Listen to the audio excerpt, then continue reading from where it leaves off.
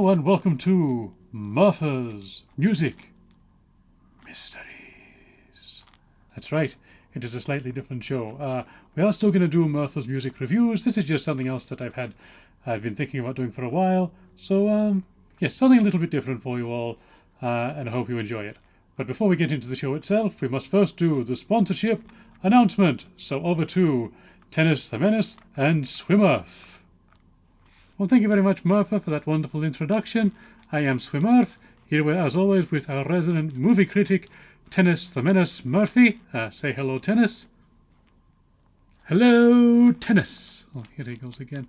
All right, so yes, here is this week's sponsorship announcement. Okie dokie, so here we are once again at the home of the LDly website.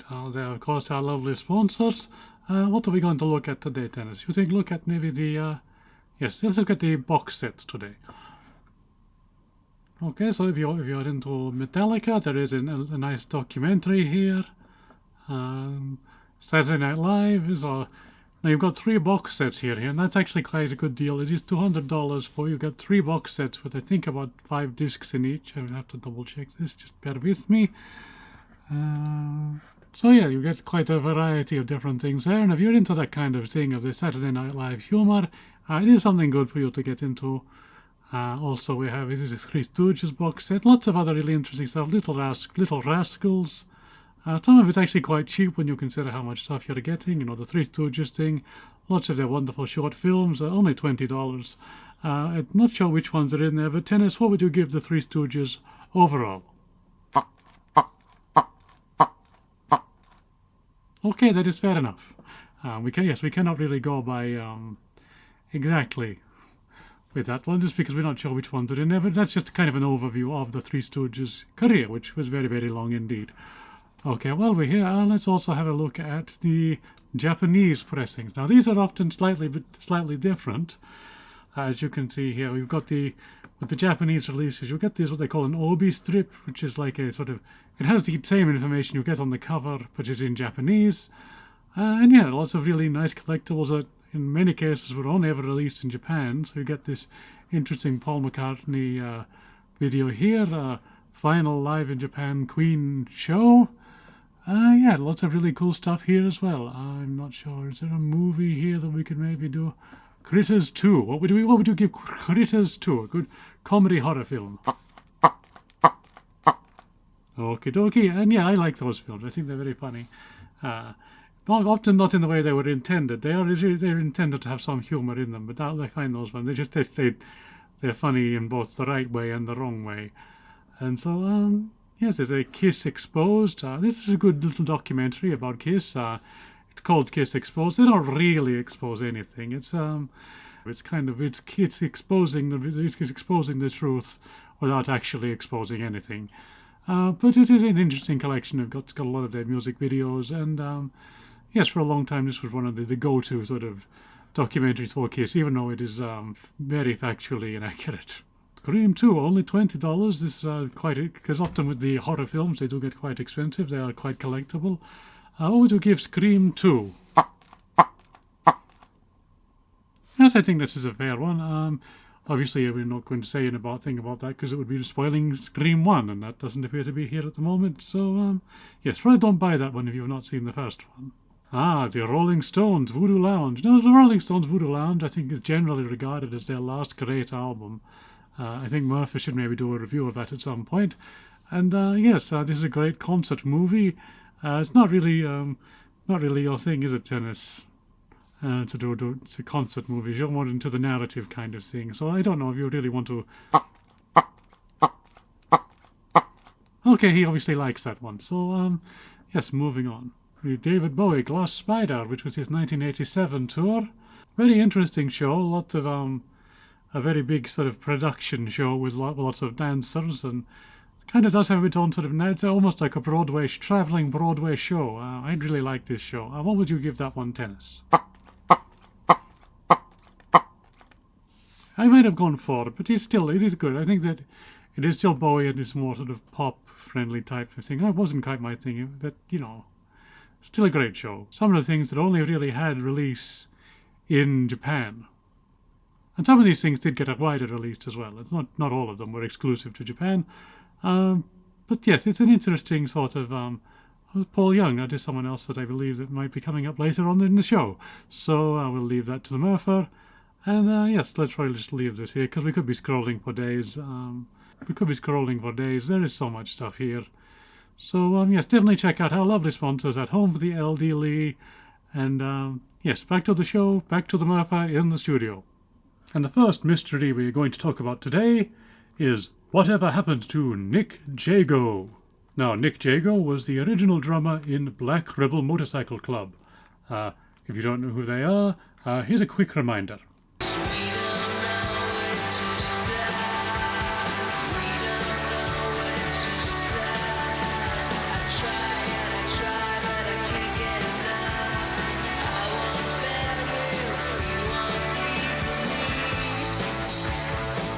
So after releasing 3 albums, there'd already been some issues with Nick. He'd sort of left between the second and third album and come back. He'd had some problems with drugs and sort of mental health issues, I believe. So there had been some issues there. Your last album, it's a great album, but if you compare the creative process of this album with Whole, what could be the biggest difference between? I play drums this time.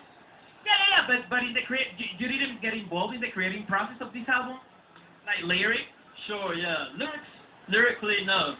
Not music yet. I write my own songs, and I'm becoming a lyricist myself, but that's another thing. Stuff, I can only speak as a drummer, and on how I played on one song, and for this last album, I believe I played on every song, and that was the biggest difference for me personally. But this time he was gone for good, and the reasoning for him leaving was to work on a solo career. Unfortunately, that solo career never appears to have materialized, and we're not really sure what's happened to him since.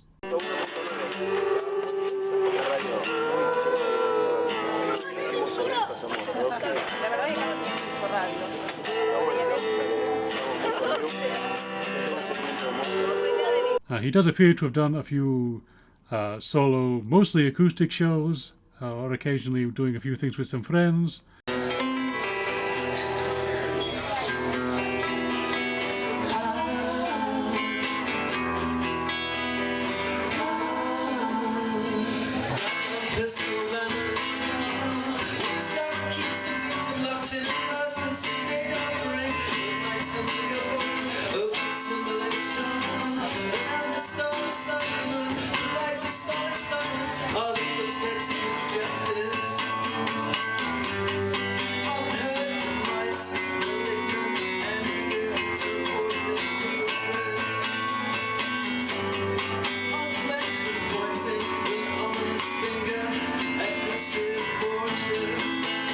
He did appear in a kind of rock the vote kind of thing at one point, which we have some footage of here. Hi, I'm Nick Jago from Black Rebel Motorcycle Club. I'm HT Heartache. And I wrote a song that I want to play for you.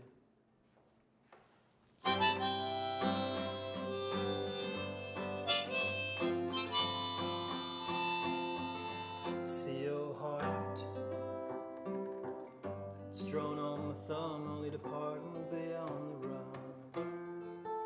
But your heart will still be on a thumb merit, drawn.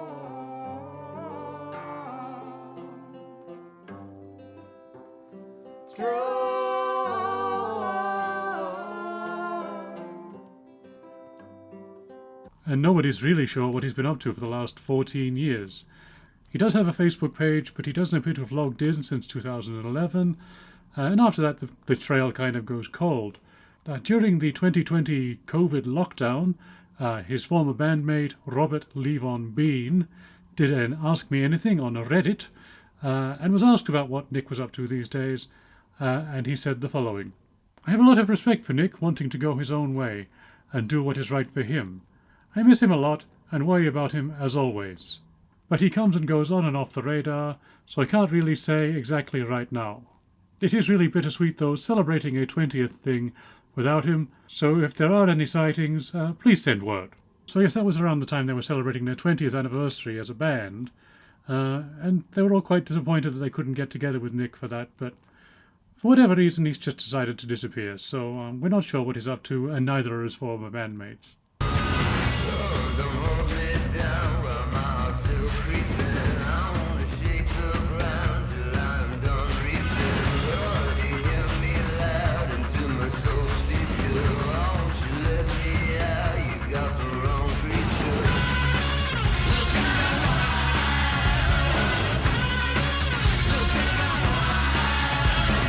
Arr!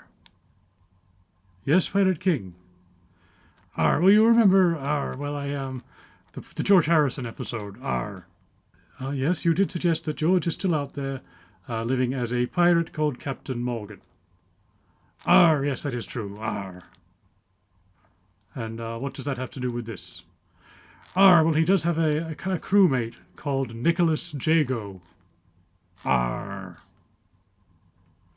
Well, it's an interesting coincidence, but I'm pretty sure it's probably not the same guy. Arr, but it looks just like him. Arr. Well, I'd guess it's probably a coincidence. Arr, but I do have this one piece of evidence. Arr. Hi, this is Nick Jago from Black Rebel Motorcycle Club, and you're watching Super Sweet. We are on we're on my favourite beach. Point Beach. I'm a pirate. Well, it's not really conclusive. I believe he is from Devon, which is a quite piratey place, but I'm not sure if that's really enough proof to say that he is actually living as a pirate, especially living on a boat with someone who used to be George Harrison, who I'm pretty sure is dead. Arr, you should ask Cousin Furphy. He could back me up on this. Arr. He was there when I went to Jamaica a few years ago and saw Captain Morgan playing his ukulele on the beach. And there was this guy there playing the bongos. Arr. And I was told that his name was Nicholas Jago. Arr. Well, don't take this the wrong way, Pirate King. I mean, I'm sure it might be a true story, but yes, using Furphy as a reference probably isn't the greatest way to get something proved to be real. So, thank you for that interruption, but I don't think it was really of much use. Well, I'm happy to help. Arr. So yes, we cannot really verify what Pirate King just said, but take that with a shaker of salt, and we're going to move on to the next one. And speaking of a drummer that disappeared, long-term viewers of Murfer's music reviews will remember that our first episode was about my sex.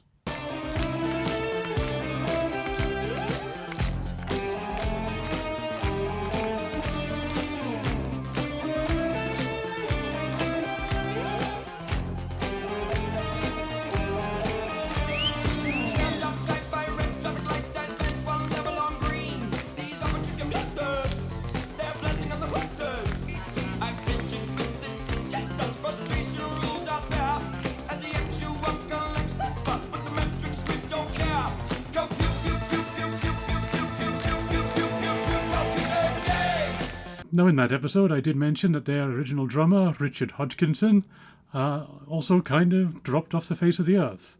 We're not really sure what he's up to since then, and in that video we had no other information to go on, but we've since found a few other things that we thought were interesting, so we're going to bring them up here. Richard Hodgkinson left the band after they made their album Shanghai, an album that he was quite heavily involved with, and in fact the single, Missing Person, was one that he'd written.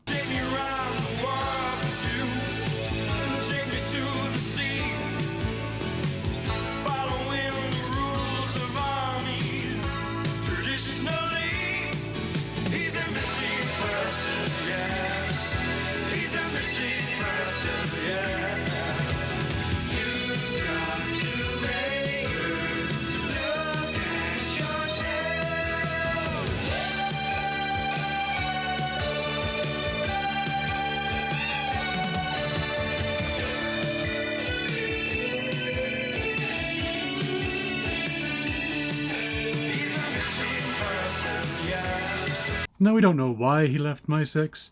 The closest we can think of is perhaps he was getting bored behind the drums, because he's also a talented keyboard player, and he would go on to play keyboards in a band called Silent Movies.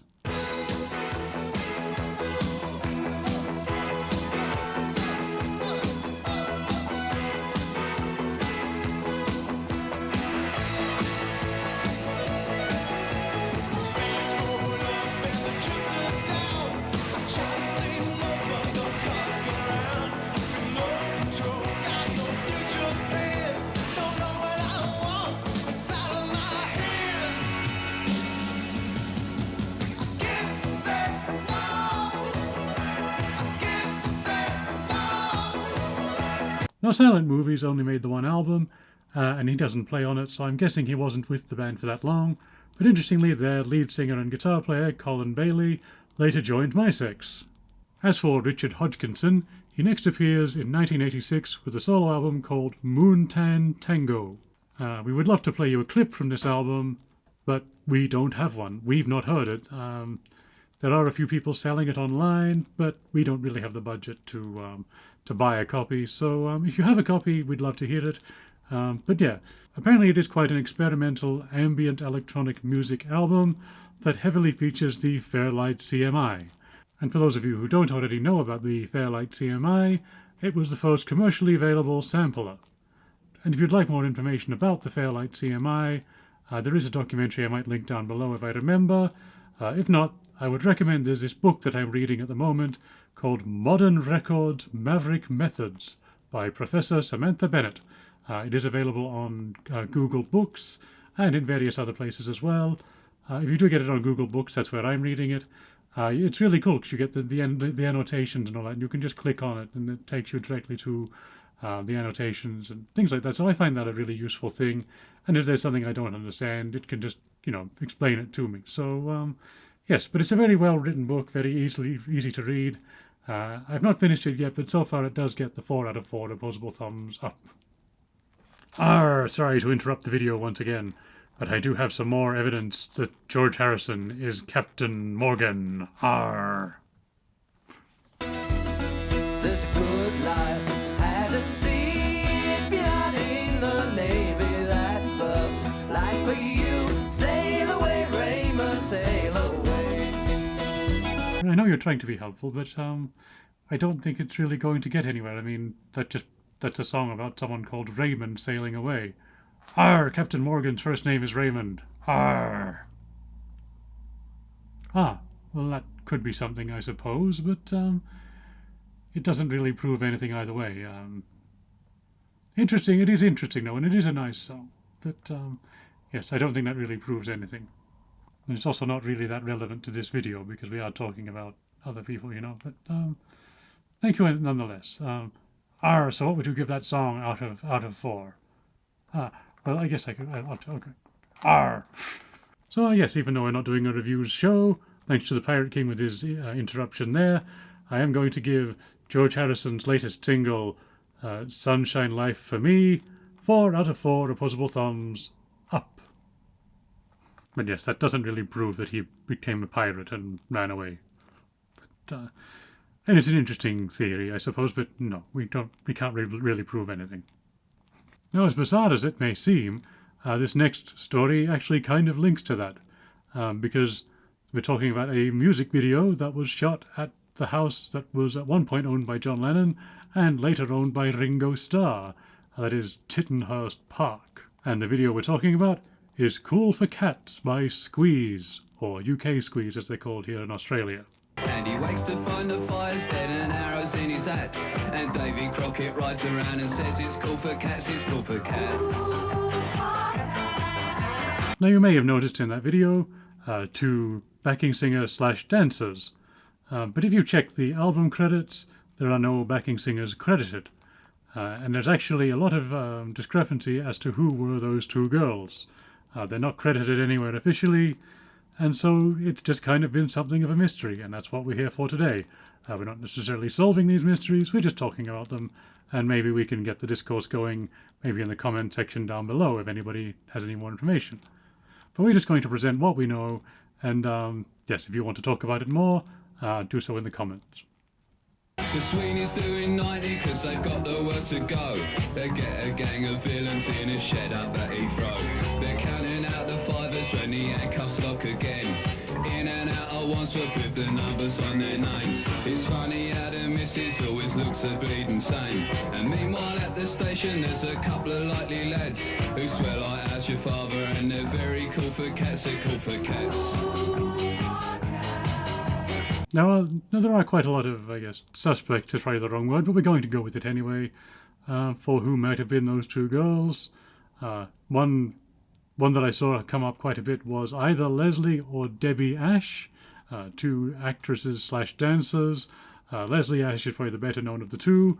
I know her mostly from the sitcom Men Behaving Badly. That is the British version, the good version of Men Behaving Badly, not the American version with Rob Schneider. Other names that have come up have included Imogen Stubbs, Claire King, Toya Wilcox, who we have some footage for. I'm gonna turn this world inside out. Gonna turn suburbia upside down. Gonna walk the streets, scream and shout. Gonna talk the alleyways, sing very loud. An interesting side note about her is that she is married to Robert Fripp from, well, I say from, he is King Crimson. And during COVID lockdown, they started doing these interesting videos together. And so I'm just going to play a quick clip of one of those because I think they're really interesting stuff, because she and him have very different energy levels and very different ways of performing about those videos. And also, I just think that Robert Fripp being kind of the straight man while she sort of has all the energy and jumping about in the background. Someone else I've seen brought up is Debbie Harry, best known as the lead singer of Blondie. Of course, she also has a solo career and has done lots of interesting things in her life, but when I think of her, I tend to think of her as for her work with Blondie. Squeeze did tour with Blondie, but no, it's not her. Apparently she's quite a bit shorter than either of the girls, so no. Now, one name that does come up a lot is Michelle Collins, who's an actress and dancer and has done various different things. But yes, she's the one that comes up possibly more than any other. And the reason for that is that she actually appears in another video, Up the Junction. No more nights nap smelling. Now, both videos were shot on the same day and in the same location, and both videos feature two girls that are never officially credited anywhere. Now, Michelle Collins has stated publicly that the blonde girl there is her, and because of that, people have assumed that she is also the blonde girl in the Cool for Cats video. But this isn't actually not true. She has denied this, and so that kind of leaves that as a dead end. And that also leaves out the other girl, the darker-haired girl. One site actually listed that as being Cindy Beale. One minor problem with that is Cindy Beale is a fictional character played by Michelle Collins in one of the soap operas from England. I think it was Coronation Street or EastEnders. I don't know. I apologize. I don't watch soap operas. So yes, unless she's decided to deny that that's her, we can fairly safely say that it's not her. It is her in the Up the Junction video, and the dark-haired girl is probably the same girl in both videos. We don't really know why that someone would appear in one video and not the other one. Maybe she had another appointment that day. And as you can see, they all look a bit worse for wear in this video, and that's because they were all very, very tired and very, very drunk, because they'd already shot the previous video. This morning at 4:50, I took a rather nifty down to an incubator. But 30 minutes later, she gave birth to a daughter. Within a year, a walker. She looked just like a mother. If there could be another. So it's possible that the original dancer was too drunk to do the video, and they brought in Michelle Collins to fill in. Nobody really knows. Oh, and speaking of them all getting very drunk, I forgot to mention earlier, there was actually another take of the video for Call for Cats. But this video was not shown on television very often because it showed the drummer, Gilson Lavish, downing a whole pint in 2 seconds, and I guess they thought that was a bit irresponsible. So, yes, if he was drinking them that quickly, then they were probably very, very drunk by the time they made the Up the Junction video. To change the mood a little, I've been posting down the pub. I'm seeing my reflection, I'm looking slightly rough. I fancy this, I fancy that, I wanna be so flash. I'll give a little muscle and I'll spend a little cash. But all I get is bitter and a nasty little rash. And by the time I'm sober, I've forgotten what I've had. And everybody tells me that it's cool to be a cat, cool for cats. Now the next most common suggestion is the duo known as the Fabulous Wealthy Tarts, Kim Leslie and Maz Roberts. They come up mostly because they worked a lot with the band's keyboard player, Jules Holland.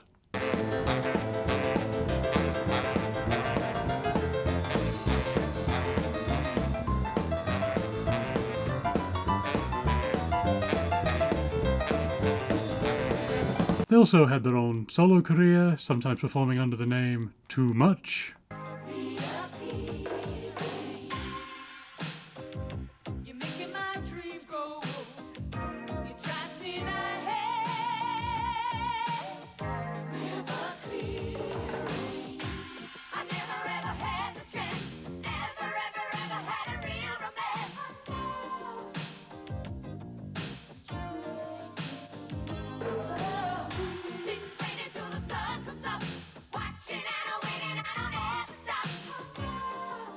They did a lot of work with Paul Young, who I believe was mentioned in the sponsorship announcement.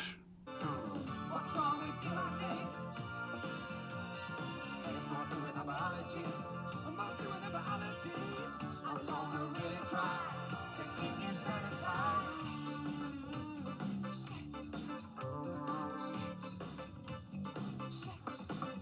And they just generally did a lot of session work as backing singers.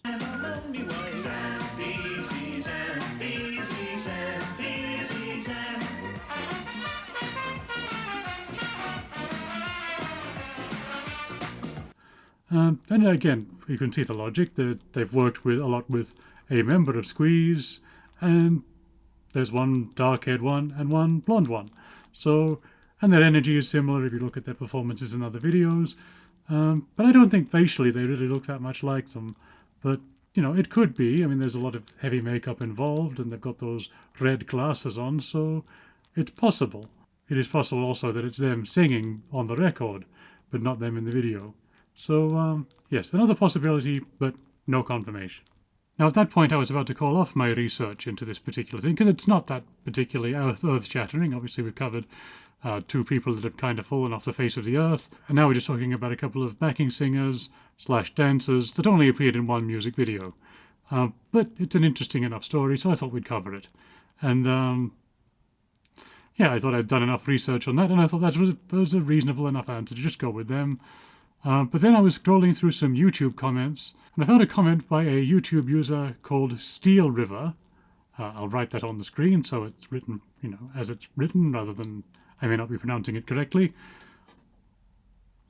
And he said, no, it wasn't Fabulous Wealthy Tarts. It was Julia Gale, who sometimes goes by Julia Redburn.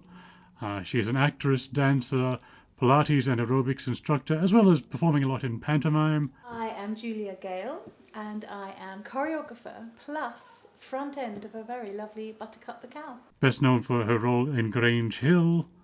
She's also appeared in a lot of different music videos, including this one by Depeche Mode.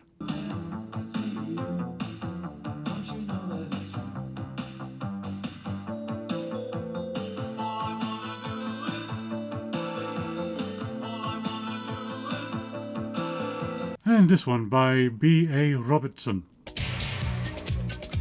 They fall on necks, then fall in love. Pang, pang. The Marquis de Sade was happy with a stroke of love. Sherlock Holmes alone preferred a little toke of love. Bang, bang, the mighty fall. Bang, bang, when love is called. Bang, bang, the mighty fall. Tony and Cleo struck out for the Frio down Egypt's way. Yeah, it's also probably her in the Up the Junction video. It does look like her, so yeah. Now, Steel River didn't give the full name of the other girl in the video. He said that it was his wife of 17 years and only gave the name Sharon. But he did mention that she was in a particular movie, so by looking that up, I was able to find her name is Sharon Fussy, who is an actress / dancer. And interestingly, she and Julia Gale would appear in a film a few years later called Late Flowering Love. We've not been able to find any footage of that. We found, I think it's a sequel or something called Late Flowering Lust, both written by the same person. So yeah, I don't know that much about it. But yes, we can't find any footage of that, unfortunately. So assuming this person is telling the truth, that would mean he was actually there and involved and knew the people involved. So, yes, I'd say that's possibly the most likely situation. They certainly both look like it could indeed be them. As for whether it is them singing on the record, we don't know that.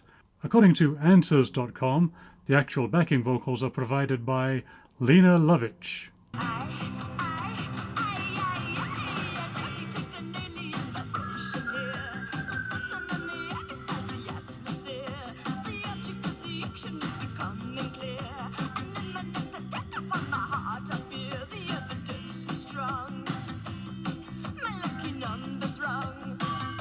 Along with the band's drummer, Paul Gunn.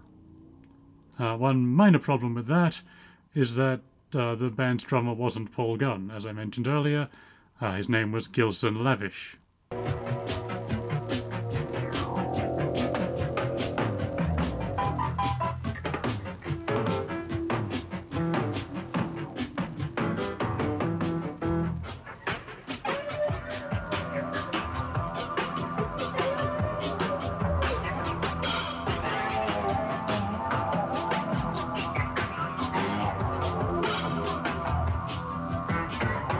No backing singers are credited, and when the band plays it live, they tend to just not have the backing vocals going, so yes, it's a kind of an unsolved mystery, which is what we're here for. So yes, moving on.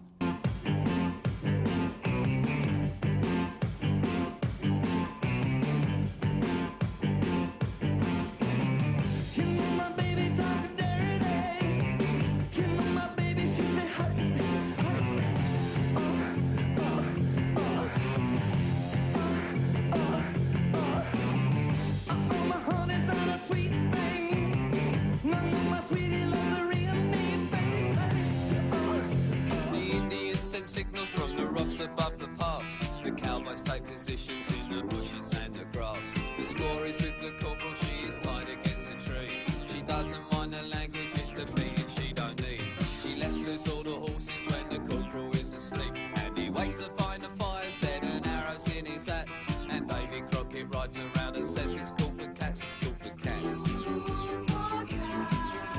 Our next subject is a band called the Skatt Brothers, who had a number 7 hit in Australia with Life at the Outpost.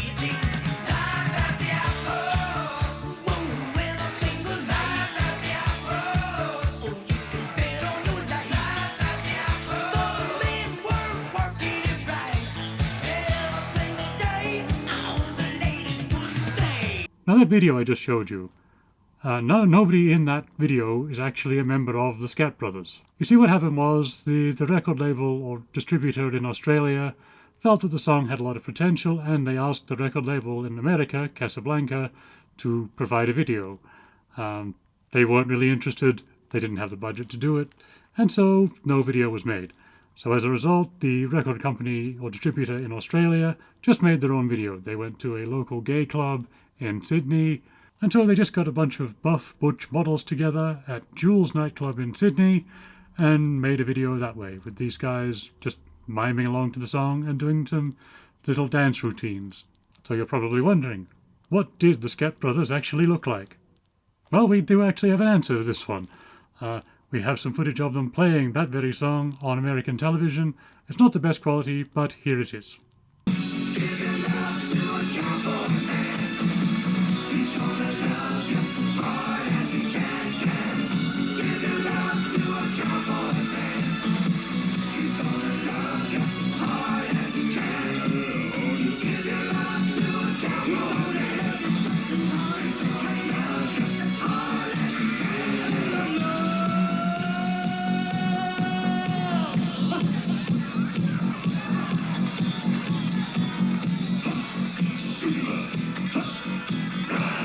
No, that probably would have been enough of a mystery just to cover that, because, you know, the video for a song that made its number 7 in the Australian charts.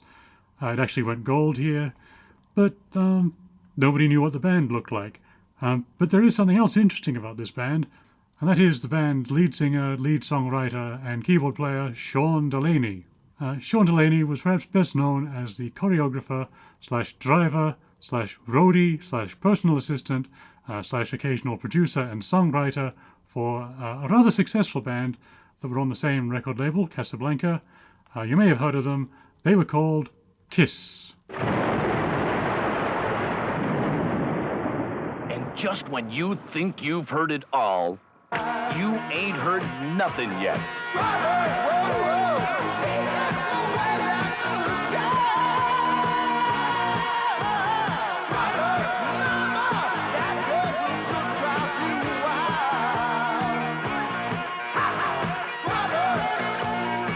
The #1 band in America, adding new chapters to their double platinum legend.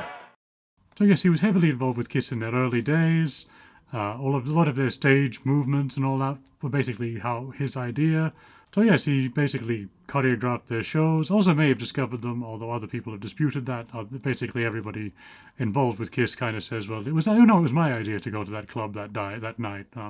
But his claim does seem quite plausible, so I'd say it's possible that he was the one who discovered them. He did write a few songs with them, two of the most notable being Take Me from Rock and Roll Over.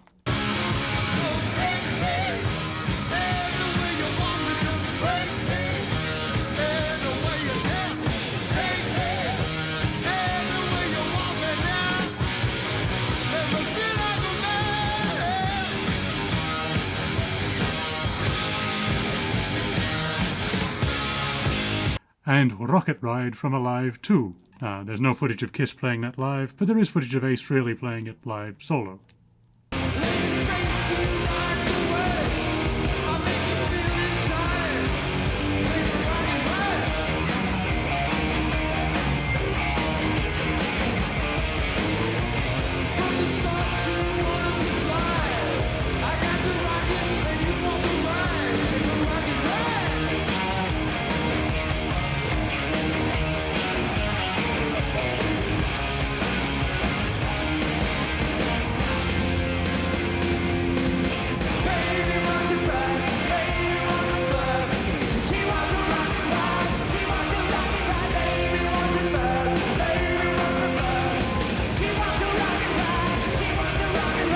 Now that came out in 1978, and in that same year, he produced Peter Criss's solo album and co-produced Gene Simmons' solo album, and he also produced the new material for the Greatest Hits compilation, Double Platinum.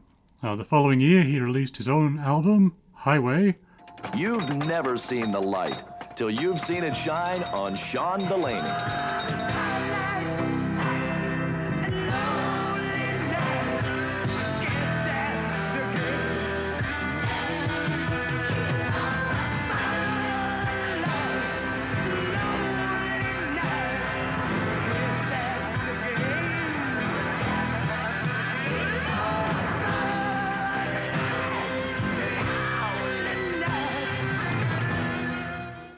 And then shortly after that, he formed the Skatt Brothers. Now, after talking about their the video thing earlier, they did actually tour Australia later, so people did get to see what they really looked like here. But this was quite a while later, and by this point I think that a lot of the hype from the first single had died down. But their only TV appearance was playing another song, which was a later single, and it wasn't sung by Sean Delaney, it was sung by their bass player, Peter Sewall. And I apologise if I pronounced that incorrectly.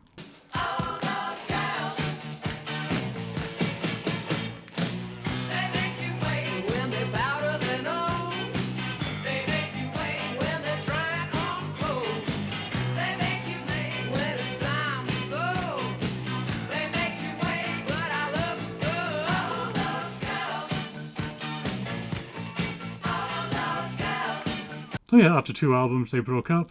Then Sean Delaney went back into production. He worked a lot with a band called Stars that featured Peter Sewall on bass.